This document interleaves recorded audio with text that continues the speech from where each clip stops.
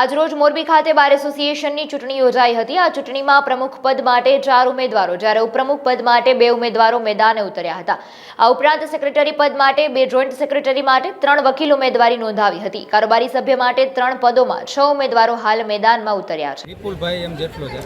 Bar council of ગુજરાતે આજે 22 ડિસેમ્બરે સમગ્ર રાજ્યમાં તમામ બાર એસોસિએશનની ચૂંટણી યોજવાનો જે આદેશ કરેલ છે એ અન્વયે મોરબી બારમાં આજે ચૂંટણીનો કાર્યક્રમ યોજાયેલ છે, જેમાં ચૂંટણી અધિકારી તરીકે રાજુભાઈ ભદ્રકિયા, જયભાઈ પરીખ અને ભાવેશભાઈ ભટ્ટ એ ચૂંટણી અધિકારી તરીકે નિમાયેલા છે। કુલ 530 મતદારો છે અને શાંતિપૂર્ણ રીતે મતદાન અત્યારે ચાલુ છે। 530માંથી અત્યારે હાલ જ્યારે આ બાઇટ લઈ રહ્યા છે ત્યારે લગભગ 130ની આજુબાજુ મતદાન પૂર્ણ થઈ ગયેલ છે। બાર કાઉન્સિલના આદેશ પ્રમાણે આજે આખા ગુજરાતમાં દરેક ઠેકાણે બાર એસોસિએશનની ચૂંટણી છે, જેમાં મોરબીમાં પણ આજે ચૂંટણી યોજવામાં આવી છે।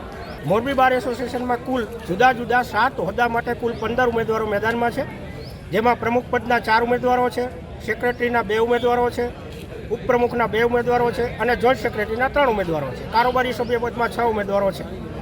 એકદમ શાંતિપૂર્ણ વાતાવરણમાં મતદાન યોજાઈ રહ્યું છે।